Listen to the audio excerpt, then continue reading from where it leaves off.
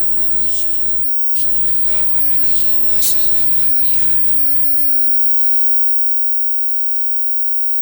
وبعثته صلى الله عليه وسلم إلى الثقلين وإلى كافة خلقه تبارك وتعالى وحضوره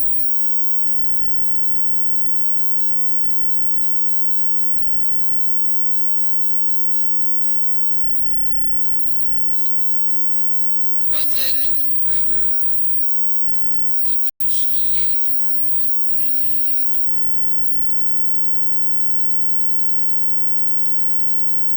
وأشهد أن لا إله إلا الله وحده لا شريك له وأشهد أن سيدنا ونبينا محمدا عبده ورسوله وخاتم أنبيائه فلا نبي بعده اللهم صل وسلم وبارك على سيدنا محمد النبي الأمي الحبيب الأمين القدر عظيم الجاه وعلى آله وصحبه وسلم أما بعد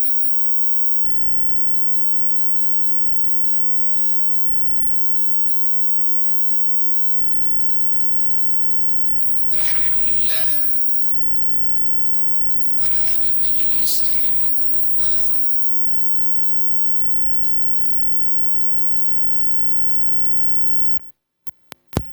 Al-Fakir ilallah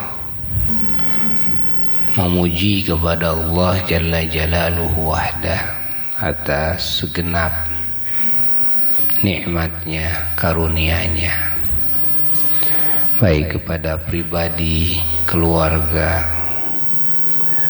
keturunan, orang tua, leluhur, guru-guru, murid-murid, dan setiap ikhwan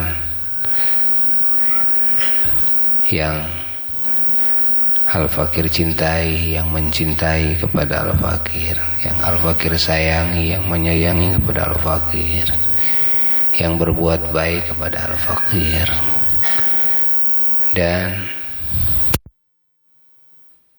tetangga, para sahabat-sahabat, dan ikhwan mukminin mukminat, muslimin muslimat. Baik nikmat ijad diciptakannya kita semua dan segala fasilitasnya, maupun nikmat imdad pertolongannya, maupun nikmatul baqa, nikmat dikekalkan kita dan punya harapan mudah-mudahan menjadi ahli surganya yang abadi, kekal. Ini nikmatul baqa, di mana hewan oleh Allah tidak dikasih nikmat baqa, yakni nikmat kekal. Bumi juga tidak, langit juga tidak, matahari, bulan, bintang tidak. Yang mendapat nikmat baqa adalah para malaikat dan manusia yang beriman kepada Allah, yang bertakwa, itu mendapat nikmat baqa. Dan juga bangsa jin yang beriman, yang bertakwa mendapat nikmat baqa. Ada sebagian hewan yang dikecualikan oleh Allah karena syafaatnya Nabi atau syafaatnya wali. Syafaatnya Nabi atau syafaatnya wali yang tadinya hukum umum disirnakan, tapi setelah mendapat syafaat pertolongan dari seseorang yang mendapat kedudukan tinggi di sisi Allah, bisa memberikan syafaat, yakni 3 kelompok adalah para nabi alaihimussalatu wassalam, para ulama, di dalamnya para aulia dan para syuhada, orang-orang yang mati syahid.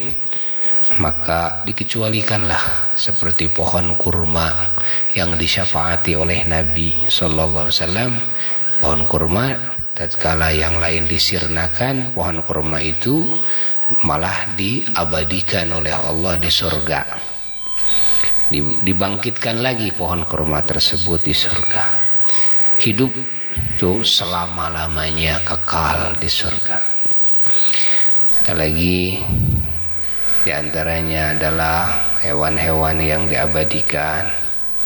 Itu adalah semutnya Nabi Sulaiman alaihissalatu wassalam, dan burung hudhudnya, dan juga untanya Nabi Saleh alaihissalam, dan banyak lagi. Ini dikecualikan yang hukum umum disirnakan, tapi dikecualikan karena ada syafaat.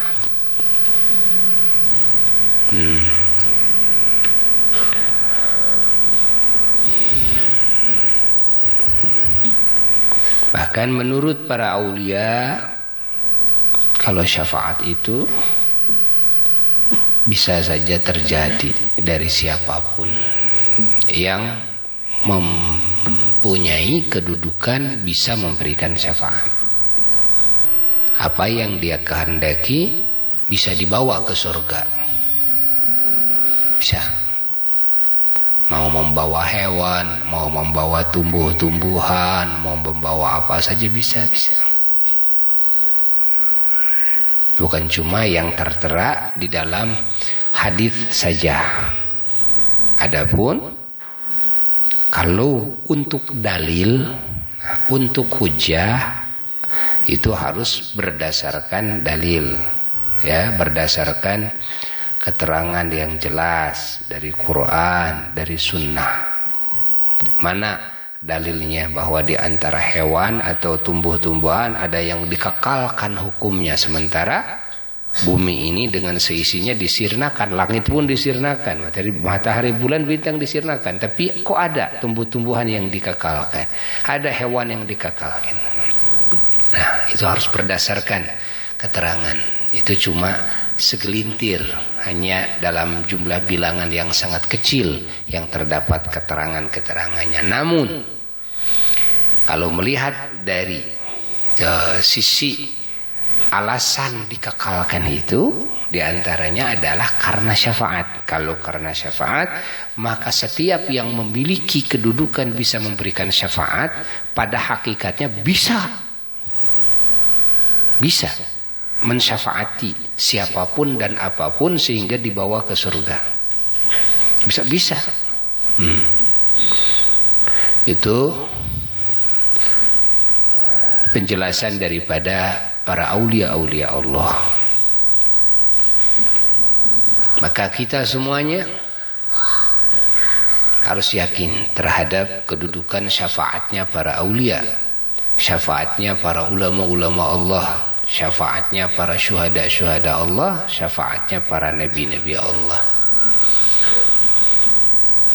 Ini kedudukan syafaat bagian daripada anugerah yang Allah Subhanahu wa ta'ala turunkan kepada hamba-hambanya, yang Allah anugerahkan kepada hamba-hambanya yang beriman. Iman kepada Allah, iman kepada Rasul-Rasulnya Allah, iman kepada kitab-kitabnya Allah, iman kepada malaikat Allah, iman kepada hari akhirat, dan segala kejadian-kejadian yang sudah difirmankan oleh Allah, yang sudah disabdakan oleh Rasulullah SAW dalam hadis-hadis mutawatirnya, hadis-hadis sahihnya, dan juga iman kepada takdir, iman kepada takdir, baik buruk semuanya hakikatnya dari Allah Jalla Jalaluhu wahda. Orang-orang yang beriman mendapat anugerah dari Allah, di samping anugerah yang langsung hubungannya dengan Allah, kedua anugerah yang melalui wasilah. Ada yang langsung hubungannya dengan Allah tanpa wasilah, ada yang dengan wasilah. Makanya cara kita meminta kepada Allah menjadi dua. Satu caranya langsung, dua juga caranya memakai wasilah, yakni tawasul caranya. Allah juga memberikan anugerah kepada hamba-hambanya yang beriman, ada yang secara langsung, ada yang melalui wasilah. Ini anugerah dari Allah, bahwa keberadaan wasilah ini adalah anugerah dari Allah Jalla Jalaluhu wahda, sehingga banyak hamba-hamba Allah yang selamatnya itu ada yang dari sisi karena mendapat anugerah langsung, ada yang dari sisi wasilah, ada yang selamat karena memang amalnya bagus, akidahnya sempurna, ilmunya luas, akhlaknya terpuji, tidak melakukan maksiat tuh. Atau melakukan maksiat tapi tobat dia sebelum matinya, lalu mendapat ampunan Allah, lalu matinya husnul khatimah, masuk surga. Ada yang orang selamatnya itu tidak dari sisi itu. Iman sih punya, tapi lemah. Akhlak yang terpuji punya, tapi akhlak yang tercelanya banyak. Amal soleh kadang-kadang sering dilakukan, tapi amal salahnya pun juga sering juga dilakukan. Nah, lalu tidak benar di dalam bertobatnya, sehingga di waktu matinya saja dia lagi berdosa. Dia berhak mendapatkan siksa Allah kalau Allah tidak mengampuninya. Tapi dia tidak musyrik kepada Allah. Nah, orang yang tidak musyrik kepada Allah bisa mendapat selamat dari dua sisi. Imma mendapat selamat langsung mendapat ampunan Allah, wa imma mendapat keselamatan karena ada syafaat dulu. Pembelaan dari orang-orang yang oleh Allah dikasih kedudukan tinggi di sisinya. Adalah para nabi, adalah para ulama, para wali, adalah para syuhada. Nah, dia dibela. Pembelaannya ima langsung, ditarik dia langsung. Wa ima pembelaannya didoakan. Namun doa ulama ini, doa wali ini, doa nabi ini, doa syahid ini dikabul oleh Allah Ta'ala. Dia sendiri sebetulnya tidak benar tobatnya, tapi ada seorang alim, ulama Allah yang punya kedudukan tinggi di sisi Allah, lalu memohon ampunan kepada Allah untuk orang tersebut, Allah mengampuninya sehingga tidak jadi disiksanya karena istighfarnya orang alim ini. Bahkan dia yang dimintakan ampunannya, dia tidak tahu siapa yang menyelamatkan dia. Dia nggak tahu, sehingga mau disiksa tidak jadi. Ada yang lagi disiksa, diberhentikan siksanya. Cuma karena apa? Ada syafaat seorang alim. Dia juga nggak tahu siapa yang memberikan syafaat pertolongan sehingga Allah Ta'ala mengampuni dosanya, sehingga dicabut siksanya. Ya, ternyata diam-diam ada seorang alim atau seorang wali atau seorang syahid atau seorang nabi yang meminta kepada Allah ampunan untuknya, meminta kepada Allah rahmat untuknya. Allah tidak menoleh dia, tapi Allah menoleh siapa yang memintanya. Ini yang meminta kekasih Allah. Ini yang meminta orang yang dicintai oleh Allah, orang yang punya kedudukan tinggi di sisi Allah. Nah, maka keberadaan para ulama, keberadaan para wali, para syuhada, dan para nabi adalah anugerah yang sangat besar dari Allah bagi hamba-hambanya yang beriman. Ini harus diyakini keberadaan syafaat. Karena keberadaan syafaat adalah termasuk ke syariat yang harus diyakini oleh kita. Orang yang tidak percaya kepada wujudnya syafaat, ini bahaya besar. Bahaya besar. Karena ini sudah disebutkan dalam Quran. Man dzalladzi yashfa'u 'indahu illa bi'idzni, illa man ittakhadha 'inda ar-rahmani 'ahda. Tidak ada yang bisa memberikan syafaat kepada siapapun di sisi Allah illa biiznihi, kecuali dengan izin Allah. Nah, izin Allah artinya ada sebagian yang diizinkan oleh Allah untuk memberikan syafaat dengan izin siapa? Dengan izin Allah, lalu dia memberikan syafaat kepada siapapun. Tapi sudah ada izin dari Allah. Silahkan kamu memberikan syafaat kepada siapa saja yang kamu inginkan. Bukan cuma manusia saja, tapi hewan pun juga bisa disyafaati, kayu batu juga bisa disyafaati.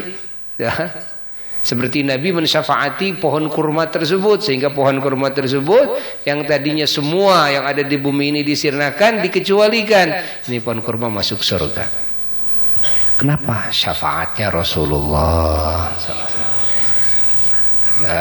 Dalam hadis, walaupun hadis ini dibicarakan, diikhtilafkan oleh para ahli hadis, seperti hadis biawak yang syahadat di hadapan Nabi, biawak syahadat di hadapan Nabi, sehingga orang yang bawa biawaknya masuk Islam, dan semua pengikutnya ada sekitar 1000 orang sekampung, semua dibawa menghadap Nabi di Madinah, semua masuk Islam. Hingga turun surat Idza Jaa Nasrullahi wal Fath. Karena berbondong-bondong ada bayi di bawah. Kenapa? Karena ini kepala sukunya itu menyaksikan biawak membaca 2 kalimat syahadat dengan bahasa Arab yang didengar oleh dia. Dan langsung biawak disyafaati oleh Nabi setelah biawak meminta syafaat kepada Nabi yaumul qiyamah.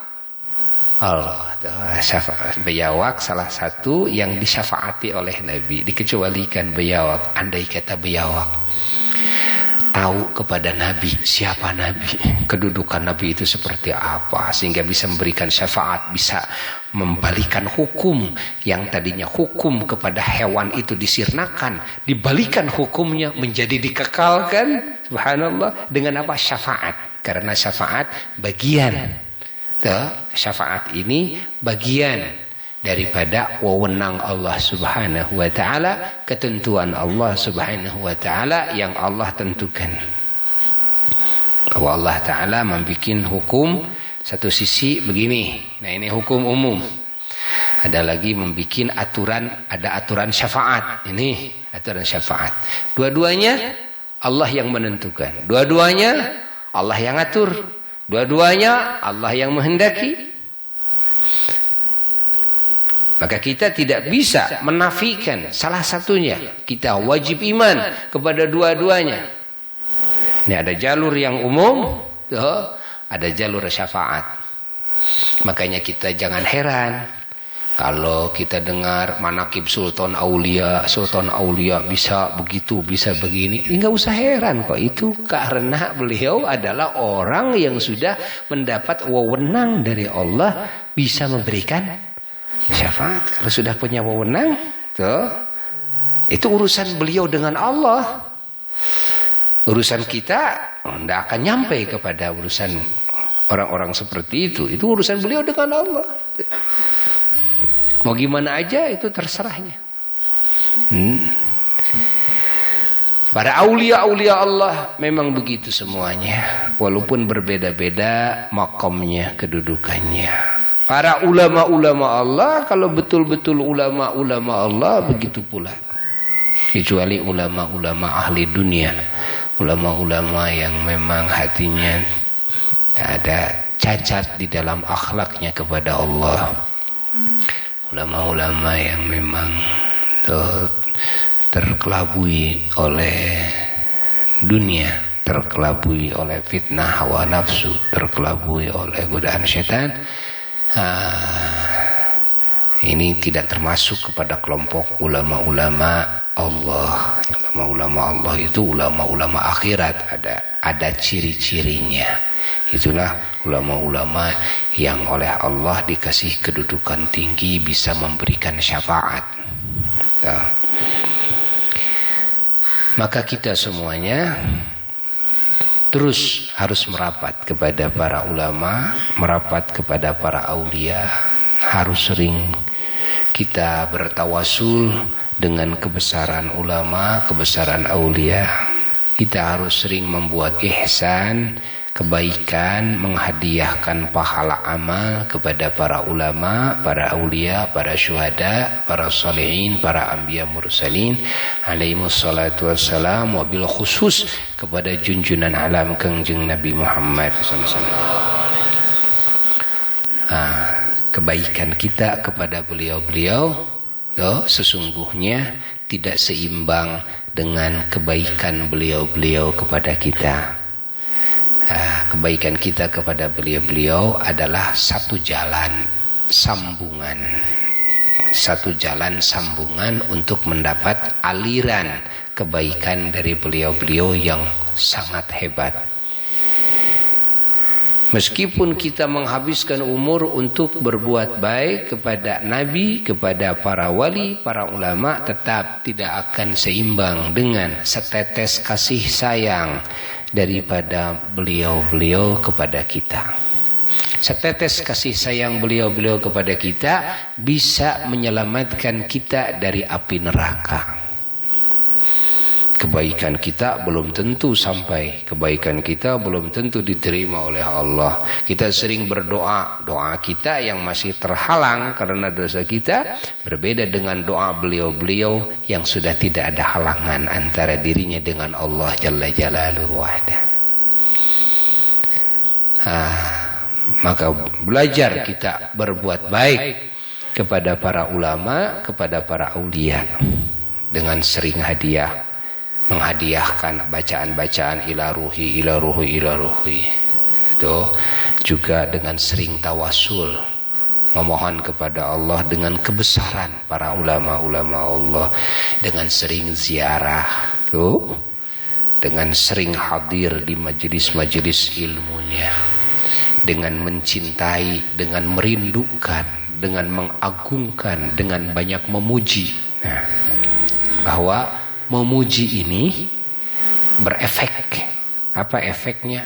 Akan mendapatkan syafaat daripada orang yang dipujinya. Kalau orang yang dipujinya itu orang-orang besar yang memiliki kedudukan bisa memberikan syafaat kepada yang lain, maka pujian kita kepada orang-orang seperti itu berefek apa? Kita punya harapan dapat syafaat daripada orang-orang seperti itu. Makanya memuji Nabi sallallahu alaihi wasallam itu sebagai salah satu maslak, manhaj di dalam agama. Ya, itu salah satu ajaran sehingga para ulama di dalam kitab-kitabnya tuh banyak memuji Nabi. Allah saja dalam Quran memuji Nabi sallallahu alaihi wasallam. Bagaimana makhluknya seharusnya kepada Nabi itu seperti apa? Juga di samping itu memuji para ahlul bait Nabi, memuji para sahabat Nabi, memuji para aulia, para ulama, para syuhada. Mereka adalah orang-orang yang tidak mau dipuji. Bahkan mereka orang-orang yang kebiasaannya mengumpetin semua amal solehnya semampu mungkin, sehingga orang tidak ada yang tahu. Namun mereka adalah orang-orang yang memiliki sifat-sifat keterpujian sehingga berhak untuk dipuji.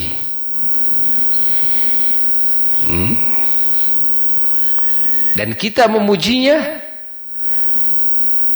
itu bagian daripada ibadah.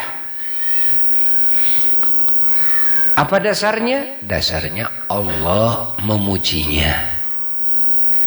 Kalau Allah memuji orang-orang yang takwa dalam Quran, kalau Allah memuji orang-orang saleh dan para ulama, para aulia dalam Quran, kalau Allah memuji para sahabat Nabi dalam Quran, kalau Allah memuji para anbiya mursalin, para nabinya, rasulnya, wabil khusus junjunan alam sayyiduna wa maulana Muhammad sallallahu alaihi wasallam dalam Quran. Nah, ini artinya sudah merupakan agama di mana kita pun juga harus mengikuti akhlak Allah. Takhallaqu bi akhlaqillah. Rasulullah sallallahu alaihi wasallam bersabda dalam sebagian hadisnya, takhallaqu bi akhlaqillah. Kalian harus berakhlak dengan akhlak Allah. Salah satu akhlak Allah adalah memuji hamba-hambanya yang saleh. Maka kita memuji juga kepada hamba-hamba Allah yang saleh. Mereka para aulia, mereka para ulama, mereka para syuhada, mereka para anbiya, puji oleh kita. Sehingga kita memuji kepada Allah dengan memuji juga kepada makhluk-makhluk Allah yang dipuji oleh Allah. Berarti memuji kita kepada makhluk Allah yang dipuji oleh Allah karena Allah, bukan karena hawa nafsu kita. Bukan karena mengikuti keinginan setan, bukan, tapi karena Allah. Dengan pujian-pujian yang tidak keluar daripada sifat-sifat keterpujiannya. Karena kalau kita memuji dengan pujian yang keluar dari sifat keterpujiannya berarti dusta. Nah, jadi Cina tidak memakai taksir, tidak taksir. Tidak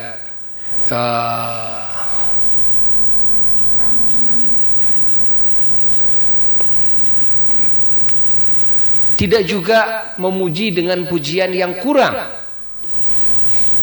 tidak sesuai dengan kedudukannya. Kalau kita menyebut kepada Bapak Presiden sebagai Pak RT, selamat datang Pak RT, tapi bilangnya sama Pak Presiden, itu pujian yang benar apa yang salah? Tepat kepada sifatnya tidak, tepat kepada kedudukannya tidak. Nah itu. Makanya para ulama-ulama Allah menganggap pujian-pujian kepada Rasulullah Sallallahu Alaihi Wasallam itu semuanya, pemuji itu semuanya tidak tepat kepada hakikat kedudukan, ketinggian, kebesaran Kangjeng Nabi Muhammad sallallahu alaihi wasallam di sisi Allah. Kenapa?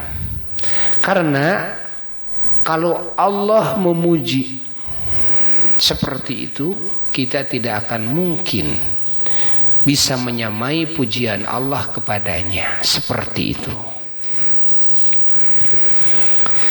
Nah, dan bagaimana hakikat kebesaran Nabi di sisi Allah kita tidak tahu. Makanya pujian-pujian manusia kepada Nabi, jangankan kita, sahabat pun juga merasa tidak mampu untuk memuji dengan sifat keterpujian yang hakiki yang ada pada diri Nabi sesungguh-sungguhnya. Karena tidak ada yang tahu bagaimana ketinggian derajat Nabi kita Sayyidina wa Maulana Muhammad sallallahu alaihi wasallam di sisi Allah Jalla Jalaluhu. Sehingga makhluk tidak ada yang mampu mensifati keterpujian Nabi. Tidak ada yang mampu. Maka tatkala semuanya makhluk diperlihatkan oleh Allah, kepada keagungan, kebesaran, keindahan, kecakapan Nabi kita Sayyiduna wa Maulana Muhammad sallallahu alaihi wasallam yaumul qiyamah, tatkala Allah memberikan dandanan kepada Nabi kita, dandanan kebesaran, keindahan, keagungan di waktu itu yaumul qiyamah, Nabi kita didudukan di satu kedudukan yang tidak pernah satupun oleh Allah diposisikan dan didudukan di tempat seperti itu kecuali hanya Nabi kita sallallahu alaihi wasallam. Maka semua makhluk, semuanya makhluk, malaikat, manusia, semuanya makhluk, semuanya dipertontonkan oleh Allah kepada keagungan Nabi. Maka semua makhluk tuh semuanya sebutkan dalam hadis alladzi yaghbituhu fihil awwalun wal akhirun. Semua makhluk yang awal yang akhir semuanya pada terkesimak. Semuanya pada menginginkan kedudukan itu. Saking apa? Saking hebatnya kedudukan tersebut. Saking hebatnya tak terkira, tak terduga bahwa Rasulullah Shallallahu Alaihi Wasallam seperti itu. Itu baru yang kelihatan saat itu, belum yang setelah itu. Oleh Allah terus ditaikan sehingga di surga oleh Allah terus Nabi kita ditaikan derajatnya ila ma la nihayata lahu, sampai tiada batasnya. Sampai tiada batasnya. Maka semua pemuji Nabi tidak akan ada yang tepat kepada hakikat sifat keterpujian Nabi. Hakikat sifat keterpujian Nabi tidak ada yang tepat. Semuanya akan kurang dan kurang. Padahal yang kurang itu yang sudah habis-habisan memujinya. Yang kurang itu yang sudah habis-habisan memujinya. Tetap kurang. Apalagi seperti kita orang yang bodoh, tidak tahu bagaimana sifatan keterpujian Nabi. Saya nggak tahu tentang Nabi. Saya cuma tahu tentang bola saja. Saya cuma tahu tentang bintang film ABC saja. Saya cuma tahu tentang artis ABC saja. Kalau soal Nabi saya tidak tahu. Bagaimana bisa memuji dengan sesungguh-sungguhnya? Orang yang tahu saja kepada Nabi semuanya tidak ada yang tepat kepada hakikat keterpujian Nabi. Apalagi kita. Tapi kita harus terus berusaha mengenal sosok Nabi kita Sayyiduna wa Maulana Muhammad sallallahu alaihi wasallam. Beliau salah satu kebesarannya adalah sang pemilik syafaat uzma yaumal qiyamah, adalah syafaat yang menyeluruh bisa membela semua makhluk yaumal qiyamah, penolong semua makhluk yaumal qiyamah. Bukan satu dua, ini semua makhluk yaumal qiyamah, namanya syafaat uzma. Dan hanya dipegang, hanya dipunyai, dimiliki oleh baginda Nabi besar Muhammad sallallahu alaihi wasallam. Lalu setelah itu adalah para nabi-nabi Allah, para rasul Allah. Lalu setelah itu adalah para wali Allah, para ulama Allah. Setelah itu para syuhada Allah dan orang-orang saleh. Maka kita harus terus bergabung dengan beliau-beliau, harus terus punya hubungan erat dengan beliau-beliau, keluarga kita, anak cucu kita. Jangan sampai putus daripada hubungan dengan beliau-beliau. Hadirkan di majelis ilmu, dekatkan dengan ulama, terus bawa ziarah kepada para wali, kenalkan kepada mereka yang namanya wali-wali Allah itu seperti apa, ulama-ulama Allah seperti apa, syuhada Allah, orang-orang soleh, para nabi Allah, wabil khusus junjunan alam Sayyidina wa Maulana Muhammad sallallahu alaihi wasallam. Fakirillah, cerita tentang ini di majelis di sore hari ini karena apa? Karena banyaknya sekarang umat Islam yang dijauhkan daripada makom tawassul. banyaknya umat Islam yang dijauhkan daripada kedudukan tawasul sehingga tidak mengenal tawasul, bahkan membid'ahkan tawasul. Lalu kalau tidak sampai dengan cara langsung kepada Allah, tuh, terus kita tidak memakai jalan tawasul, dari mana jalan selamat kita? Dari mana jalan selamat kita? Ayo mau dari mana? Nah, ini nantinya akan menjadi kecelakaan bagi umat, bagi orang awam. Sementara orang awam ini justru orang-orang yang memang butuh pertolongan. Mereka orang-orang yang kepada Allah tidak sampai, ilmunya sedikit, amalnya juga jelek, akhlaknya tercela, terus langsung kepada Allah tidak bisa nyampe. Terus kalau tidak diajarkan tawasul, tidak dikenalkan, didekatkan dengan para ulama, para wali, siapa yang bisa membela mereka? Nah, sekarang ada aliran yang memang memisahkan umat ini dengan tawasul. Kan? Ini bahaya besar. Kalau para wali dulu enggak, justru tuh diajarkan langsung kepada Allah, diajarkan juga tawasul. Nanti kemungkinan selamat bisa dari dua. Kemungkinan selamat bisa dari salah satu dari dua tersebut. Kalau hanya satu saja yang diajarkan, tuh langsung saja kepada Allah. Ya kalau nyampe ya alhamdulillah bisa. Tuh. Tapi bagaimana dengan keadaan sekarang umat ini? Nah, siapa yang bisa membela mereka? Bagaimana mereka kalau dijauhkan dari tawasul bisa selamat? Bagaimana? Dan siapa yang bisa menyelamatkan mereka? Siapa yang bisa menyayangi mereka? Mereka harus diselamatkan. Caranya bagaimana? Caranya adalah satu sisi lagi, diajarkan supaya bertawasul, dekat dengan para ulama, mencintai para wali, mencintai para nabi. Terus diajarkan seperti itu. Mudah-mudahan Allah Subhanahu wa taala menyelamatkan kita semua, keluarga kita dan keturunan kita, orang tua kita dan leluhur kita dari api nerakanya, dari murkanya, dari segala bala dan musibah, dari segala fitnah di dunia, di kubur dan di akhirat. Dan kita semuanya mendapat syafaat dari baginda Nabi besar Muhammad SAW, mendapat syafaatnya para nabi, mendapat syafaatnya para wali, mendapat syafaatnya para ulama, mendapat syafaatnya para syuhada, mendapat syafaatnya para salihin, sehingga kita semua menjadi ahli keselamatan, ahli kebahagiaan, ahli kemuliaan, dikabul segala doa, diampuni semua dosa, dipanjangkan umur, sehat jasmani dan rohani, dilimpah ruahkan rezeki kita dengan rezeki yang halal baik, yang barakah, yang gampang, diberikan rumah tangga yang mawaddah sakinah warahmah, diberi teman hidup yang soleh solehin solehat dan keturunan yang solehin solehat, dan menjadi qurrata ayun semuanya, diberikan keamanan, kenyamanan, ketentraman, dan negeri kita menjadi negeri taufik hidayah, negeri rahmat, negeri barakah, negeri taufik, negeri hidayah, negeri barakah, negeri taufik, negeri hidayah, negeri barakah, dan negeri rahmat, negeri nikmat, negeri selamat, negeri aman dan nyaman, dengan kebesaran Nabi besar Muhammad sallallahu alaihi wasallam. Bisyurri asril Fatihah.